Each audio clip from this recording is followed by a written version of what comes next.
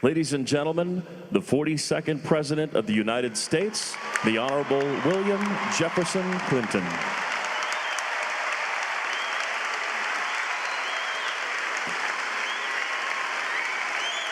Thank you.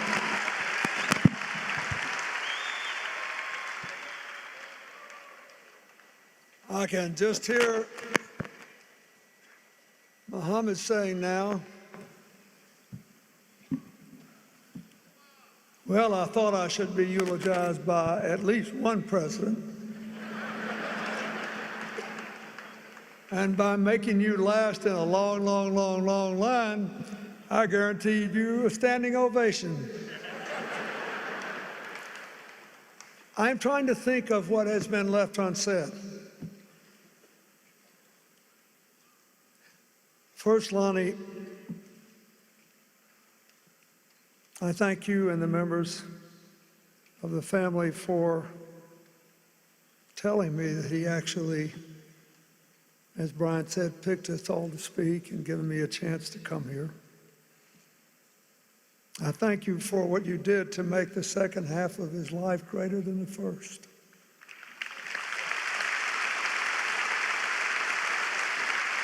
I thank you for the Muhammad Ali Center and what it has come to represent to so many people. Here's what I'd like to say. I spend a lot of time now, as I get older and older and older, trying to figure out what makes people tick, how do they turn out the way they are, how do some people refuse to become victims and rise from every defeat. We've all seen the beautiful pictures of the home Muhammad Ali was a boy in, and people visiting and driving by. I think he decided something I hope every young person here will decide. I think he decided very young to write his own life story. I think he decided before he could possibly have worked it all out, and before fate and time could work their will on him, he decided that he would not be ever disempowered. He decided that not his race, nor his place, nor the expectations of others, positive, negative, or otherwise, would strip from him the power to write his own story. He decided first to use these stunning gifts: his strength and speed in the ring, his wit and way with words in managing the public, and his mind and heart to figure out at a fairly young age who he was, what he believed, and how to live with the consequences of acting on what he believed. A lot of people make it to steps 1 and 2 and still just can't quite manage living with the consequences of what he believed. For the longest time, in spite of all the wonderful things that have been said here, I remember thinking when I was a kid, this guy is so smart. And he never got credit for being as smart as he was. And then, I don't think he ever got the credit for being, until later, as wise as he was. In the end, besides being a lot of fun to be around and basically a universal soldier for our common humanity, I will always think of Muhammad as a truly free man of faith. And being a man of faith, he realized he would never be in full control of his life. something like Parkinson's could come along.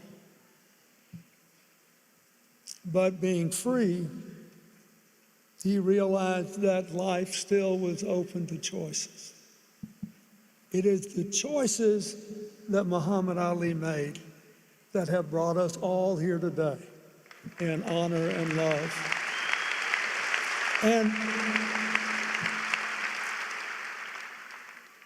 the only other thing I'd like to say, I think we all need to really, really think about, is that the first part of his life was dominated by the triumph of his truly unique gifts. We should never forget them. We should never stop looking at the movies. We should thank Will Smith for making his movie. We should all be thrilled. It was a thing of beauty. But the second part of his life was more important because he refused to be imprisoned by a disease that kept him hamstrung longer than Nelson Mandela was kept in prison in South Africa. That is, in the second half of his life, he perfected gifts that we all have. Every single solitary one of us have gifts of mind and heart.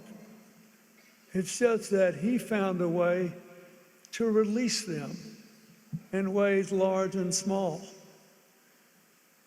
I'll never forget, I asked Lonnie if she remembered the time when they were still living in Michigan, and I gave a speech in Southwest Michigan. There's an economic club there, and it's sort of a ritual when a president leaves office. And you had to get reacclimated. Nobody plays a song when you walk in a room anymore.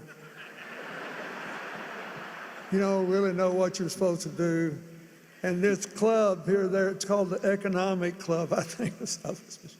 They're used to acting like you still deserve to be listened to, and you got to get reacclimated. So they came to dinner, and they sat with me at this dinner.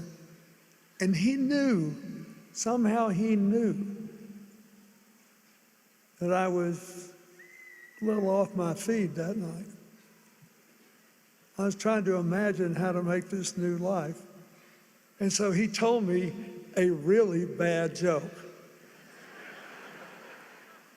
And he told it so well, and he laughed so hard that I totally got over it and had a great time.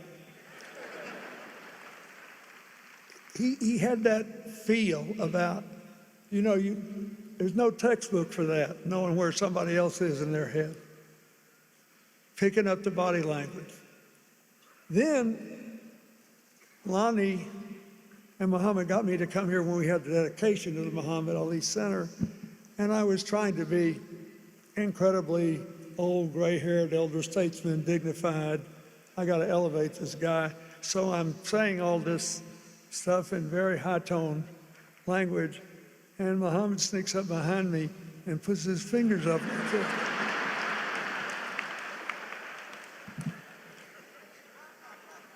Finally, after all the years that we had been friends, my enduring image of him is like a little reel in 3 shots. The boxer I thrilled to as a boy,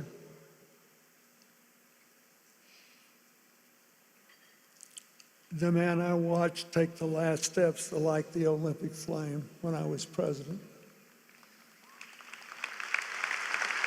And I'll never forget it. I was sitting there in Atlanta. By then we knew each other. By then I felt it. I had some sense of what he was living with. And I was still weeping like a baby, seeing his hand shake and his leg shake, and knowing by God he was going to make those last few steps. No matter what it took, the flame would be lit, the fight would be won, the spirit would be affirmed. I knew it would happen.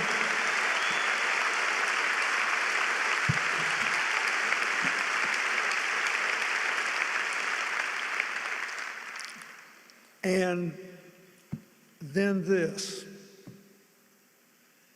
the children whose lives he touched, the young people he inspired, It's the most important thing of all. So I ask you to remember that. We all have an Ali story. It's the gifts we all have that should be most honored today, because he released them to the world, never wasting a day that the rest of us could see anyway, feeling sorry for himself that he had Parkinson's, knowing that more than 3 decades of his life would be circumscribed in ways that would be chilling to the naked eye. But with the free spirit, it made his life bigger, not smaller, because other people, all of us unlettered, unschooled, in the unleashing said, well, would you look at that? Look at that. May not be able to run across a ring anymore, may not be able to dodge everybody and exhaust everybody anymore, and he's bigger than ever because he is a free man of faith, sharing the gifts we all have. We should honor him by letting our gifts go among the world as he did. God bless you, my friend. Go in peace.